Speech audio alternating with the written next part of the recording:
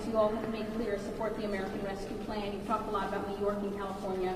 But I'm wondering if you all have a sense of how it's impacting your respective states. So how much money, for instance, is going to Kentucky, and if the same protocol exists to help constituents in accessing those services from the rescue plan in your state, even though you personally don't support the legislation.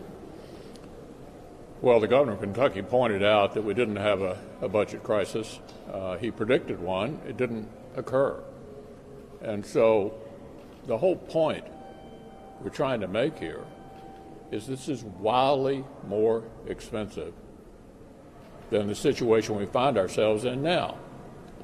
Look back a year, the CARES Act was roughly $2 trillion. That was the heart of the pandemic. We had just shut down the economy. We were sending people home. And here we are a year later, the Democrats acting as if nothing has changed.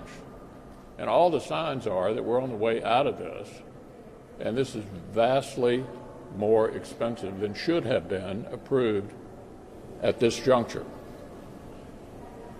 This debt, as Senator Scott just pointed out, is continuing to pile up, and pile up. Larry Summers, Bill Clinton's Secretary of the Treasury, said, way too much. That's the point. We're doing damage to the future of this country by spending dramatically more money than we obviously need at this particular point, at which time the economy is coming back, people are getting vaccine. We're on the way out of this.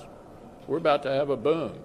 And if we do have a boom, it will have absolutely nothing to do with this $1.9 trillion. Leader McConnell, I'm curious what your thoughts are on National Guard remaining here and the fencing, and also on honorary support. If you've seen it, and what your thoughts are, that it asks for a lot of changes, sweeping changes, and that's going to need to be funded as well. Where do you come down on the need for that and the appetite? On the need for the Guard here? Yes. I think we've overdone it. There are no serious, I just checked early this morning, there have been no serious threats against the Capitol. I think we're way overreacting to the current need, and much like the $1.9 trillion, looking back at what happened January 6th, rather than where we are now. I'm extremely uncomfortable with the fact that my constituents can't come to the Capitol with all this razor wire around the complex. It reminds me of my last visit to Kabul. This is the capital of the United States of America. Do we need some changes? We probably do.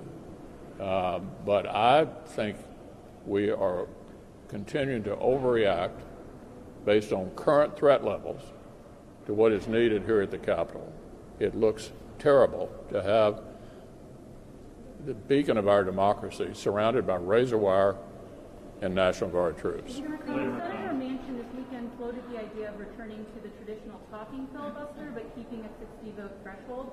What's your response to that idea? Should filibustering senators be required to be on the floor? Are you open to that? The legislative filibuster is the essence of the Senate. It's the only legislative body in the world where a majority is not enough for most things on the legislative side. It should not be changed. Senator Manchin and Senator Sinema have made it clear they do not favor changing it. And we're counting on them to stand up for the institution. I will remind you all that the previous president harangued me on numerous occasions through his Twitter account about doing exactly this. Do you remember my response? No. I said no once, I said no twice, I said no 3 times, and any other time he raised it, because I respected the institution more than whatever short-term advantage we might have achieved by doing it. I think when you have a discussion like this, you always need to remember what will happen when the other guys are in charge. How would they feel about a Republican Senate operating with 51 votes majority deciding that we need to have a national right-to-work law? How would they feel about that? That is among a number of things that they would seriously object to. And finally, let me make the point that in the last Congress, the Democratic leader use the filibuster frequently to stymie things that we might have preferred pass. Did I say we ought to break the rules? Change the system? No. Majorities come and majorities go. But the essence of the Senate is the filibuster on the legislative calendar. Change that, and you've changed the Senate and America forever. Even if you keep the 60-vote threshold, but you require the senators to be in attendance. The status quo on this issue is exactly where we ought to be. Thank you.